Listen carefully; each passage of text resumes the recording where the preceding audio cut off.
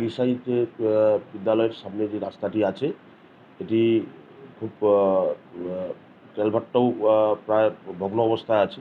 তার সাথে সাথে স্কুল রয়েছে সামনে এবং স্কুলের সামনে রাস্তাটাও খুব ছোট। তো ওখানে টার্নিং পয়েন্ট দুটো আছে পরপর, ওখানে বোঝা যায় না। এটা একটা বড় সমস্যা। তো যাই হোক, এখন মেশিন ভ্যান যারা চালক তারাও খুব গরিব পরিবারের, খুব গরিব, তারাও পেটের টানে কাজকর্ম করছে।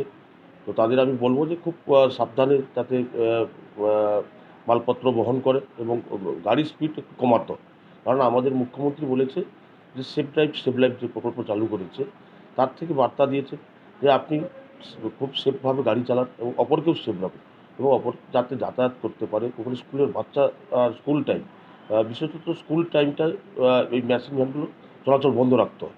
কারণ ওইখানে স্কুলের টাইমে ওখানে কেউ কোনো সিভিক বা কোনো কেউ কিছু থাকে না, সেটা একটা বড় সমস্যা। এবং ওখানে টার্নিং পয়েন্টটা খুব মারাত্মক টার্নিং পয়েন্ট আছে, যেখানে কেউ বুঝতে পারে না। তো একদিক থেকে গাড়ি চলে এলে আরেক দিক থেকে যখন চলে যায় মুখোমুখি হয়ে যায়, সেখানে একটা অ্যাক্সিডেন্টের প্রবণতা থাকে। তো সেই জায়গায় সবাইকে বলবো, তারা চালক আছে, আপনাদের কাজকর্ম করে খেতে হবে, সব কিছু করে খেতে হবে, আপনাদের তো রুজি রোজগার করার দরকার আছে। তো আপনারা যাতে ওনারা একটু আস্তে আস্তে করে গাড়ি চালায়, তার জন্য আমি অনুরোধ করব। নাম লিখবেন। আমার নাম সন্দীপন জানা, আমি ময়না পঞ্চায়েত সমিতি বনভূমি কর্মকর্তা।